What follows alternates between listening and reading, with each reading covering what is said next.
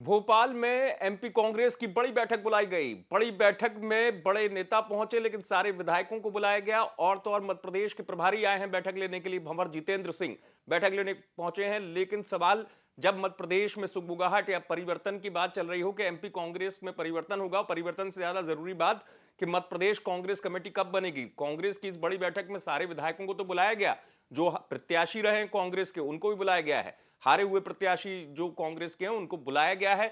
और ये प्रत्याशी वो प्रत्याशी हैं जो विधानसभा का चुनाव लड़े थे 2023 में। और इनको बुलाने की वजह क्या है? एक फीडबैक फिर ले रही है कांग्रेस। फीडबैक के बाद, क्योंकि इससे ठीक पहले एक बड़ी बैठक हुई थी जिसमें लोकसभा के प्रत्याशियों ने साफ साफ बता दिया था आला कमान के सामने आई कमेटी को कि आखिरकार उनके हार का जिम्मेदार कौन है। चाहे वो प्रशासन हो, अंदर से भीतरगात की बात हो, चाहे तमाम तरीके की बातें निकलकर सामने आई थी।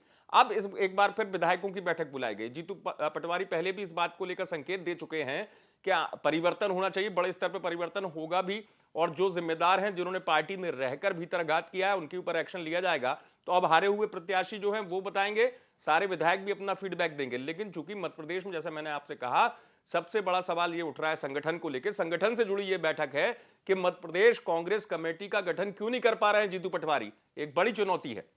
इस बीच, इससे पहले जो बैठक हुई थी, लोकसभा के कैंडिडेट्स को बुलवाया गया था मध्य प्रदेश में। खासतौर से दो चार सीटें तो ऐसी थी जहां कांग्रेस जीत के करीब पहुंची भी, लेकिन हार गई।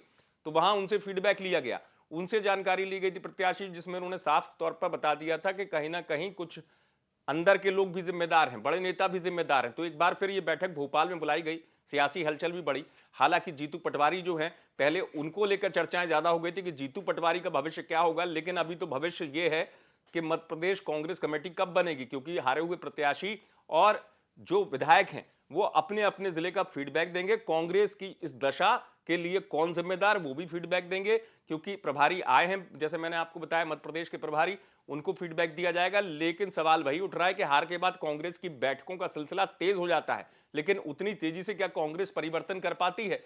क्योंकि फीडबैक तो पहले भी लिया गया और उससे पहले भी लिया गया जब विधानसभा चुनाव नहीं हुए थे। लेकिन एक बार फिर फीडबैक के लिए यह बैठक बुलाई गई है। देखना यह होगा कि इस बैठक के बाद कांग्रेस कोई बड़ा फैसला लेगी।